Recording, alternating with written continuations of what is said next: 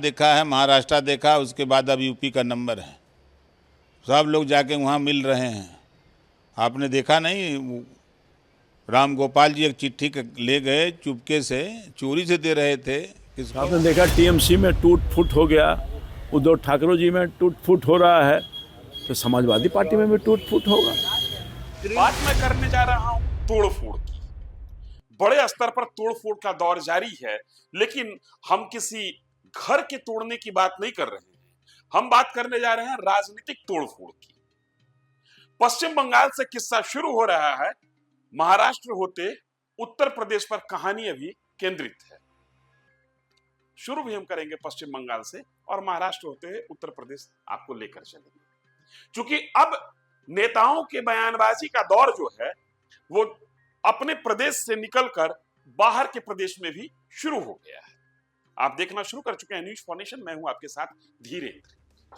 Kolkata high court में एक petition डाली गई थी। पिटीशन इस बात को लेकर थी कि ऋतव्रत, जो कि पश्चिम बंगाल विधानसभा में नेता विपक्ष माने गए, जो टीएमसी से टूटकर 58 विधायक टूटकर एक अलग गुट बनाया और दावा किया कि हम ही असली टीएमसी हैं और हमारे नेता ऋतव्रत हैं, ऋतव्रत को ही लीडर ऑफ अपोजिशन की मान्यता दी जाए। इस मान्यता को कलकत्ता हाईकोर्ट में चुनौती दी गई थी। टीएमसी के दिग्गज नेता कल्याण बनर्जी आज टीएमसी की तरफ से कोर्ट में अपीयर हुए टीएमसी का पक्ष रखने के लिए, लेकिन कोर्ट ने किसी भी तरीके का अंतरिम आदेश देने से इनकार कर दिया। मतलब कोर्ट ने कहा कि जो पश्चिम बंगाल विधानसभा के अध्यक्ष का निर्णय है अभी वो जारी रहे। About today's order in the regarding the speaker's decision matter. The High Court has not passed any interim order, but High Court admitted the petition. Directions for affidavits have been given, and the matter will come up for final hearing. एक कहानी। अब चलिए, TMC टूटती चली गई। पश्चिम बंगाल विधानसभा चुनाव का परिणाम आया, पहले विधायक टूटे, सांसद टूटे, राज्यसभा के सांसद टूटे, और ये खबर अभी गर्मी बनाए हुई थी कि एक नई गर्मी आ गई महाराष्ट्र से। उद्धव ठाकरे शिवसेना 9 सांसद हैं उनके पास, 6 उनमें से टूट गए। कहा जा रहा है कि वो एकनाथ शिंदे के नेतृत्व वाली शिवसेना, जिसको कि असली शिवसेना माना गया, उस शिवसेना में वो अपना विलय करेंगे, ये 6 के 6 सांसद। और अभी ये खबर परवान चढ़ ही रही थी कि धमाका हो गया उत्तर प्रदेश में। ओपी राजभर सबसे पहले व्यक्ति जिन्होंने कहा कि अखिलेश यादव के 27 सांसद में बड़ी टूट होने की संभावना है और जल्दी ही वो टूटेंगे। निश्चित है संपर्क में। अभी उधर मत जाइए, यूपी आइए ना। अभी बंगाल देखा है, महाराष्ट्र देखा, उसके बाद अब यूपी का नंबर है। सब लोग जाके वहाँ मिल रहे हैं। आपने देखा नहीं, राम गोपाल जी एक चिट्ठी ले गए, चुपके से चोरी से दे रहे थे। किसको? गृह मंत्री अमित शाह जी को।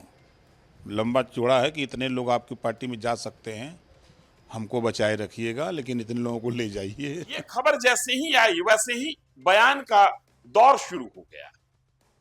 हालांकि अखिलेश यादव की खेमा के कुछ एक सांसदों का कहना है कि किसी भी व्यक्ति में इतनी ताकत नहीं कि वो हमको खरीद ले और अपनी ही पार्टी से हमको तोड़ ले।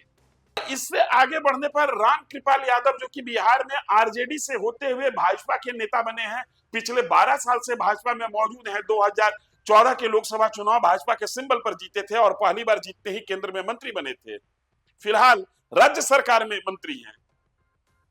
उन्होंने भी इस गप को हवा दे दिया और कहा कि हाँ, टूट होगी, समाजवादी पार्टी टूटेगी। डिप्टी सीएम साहब अच्छा ही बयान दिए हैं। वो उत्तर प्रदेश में लग रहा होगा समाजवादी पार्टी के माननीय सांसद, माननीय विधायक टूटने वाले हैं। आपने देखा नहीं, शुरू हो गया है। जो डिफरेंट क्षेत्रीय पार्टी के जो छत्रप हैं, अब उनका नियंत्रण बाहर हो रहा है। अब वो राजतंत्र वाला कानून नहीं चलने वाला है, ये लोकतंत्र हो गया है। तो आपने देखा टीएमसी में टूट फूट हो गया, उद्धव ठाकरे जी में टूट फूट हो रहा है, तो समाजवादी पार्टी में भी टूट फूट होगा। अब यह आकलन लगाया जा रहा है कि बीजेपी अलग अलग जो विपक्ष की पॉलिटिकल पार्टीज हैं उनको इसलिए तोड़ रही है कि बीजेपी चाहती है कि सदन के अंदर अप्रत्यक्ष रूप से एनडीए की ताकत 2/3 के आसपास पहुंच जाए। बीजेपी की मंशा यह है कि किसी भी कीमत पर नारी शक्ति वंदन अधिनियम को हम जल्दी से जल्दी पारित करवाएं। लोकसभा में जो स्ट्रेंथ है लोकसभा का 543 का, उसको 850 के करीब लेते जाएं और उस 850 में 33% सीटें महिलाओं के लिए आरक्षित हों। इसके लिए 2/3 सांसदों का बहुमत विधेयक को चाहिए, लोकसभा और राज्यसभा दोनों में। लिहाजा पॉलिटिकल पंडित कह रहे हैं कि ये सारा तोड़फोड़ जो है वो बीजेपी मचाए हुई है। हालांकि ये पॉलिटिकल रवायत है, सत्ता तोड़ती है और विपक्ष टूटता है। सबके अपने अपने कारण होते हैं, कुछ कारण प्रत्यक्ष दिखते हैं और कुछ कारण प्रत्यक्ष नहीं दिखते हैं। लेकिन जहां से बात शुरू की थी वहीं पर खत्म कर रहा हूं। पश्चिम बंगाल विधानसभा की टूट को अप्रत्यक्ष तौर पर कोलकाता हाईकोर्ट ने आज मान्यता दे दी। सांसदों की टूट को लोकसभा स्पीकर ने मान्यता दे दी है। तृणमूल कांग्रेस के सांसदों की टूट को लोकसभा स्पीकर ने मान्यता दे दी है। और जो खबर आ रही है उस खबर के मुताबिक शिवसेना उद्धव ठाकरे ग्रुप के जो 6 सांसद टूटे हैं उनको भी मान्यता दे दी गई है। अब खबर के केंद्र में अखिलेश यादव हैं। देखना दिलचस्प है कि अखिलेश यादव अपनी पार्टी के सांसदों को तोड़ पाते हैं या नहीं तोड़ पाते हैं। कारण ये देखना दिलचस्प मैं इसलिए कह रहा हूं कि बाकी दो जगह जो टूट हुई वो टूटने के बाद खबर आई थी और समाजवादी पार्टी के टूटने के पहले खबर आ रही है कि समाजवादी पार्टी टूटने वाली है।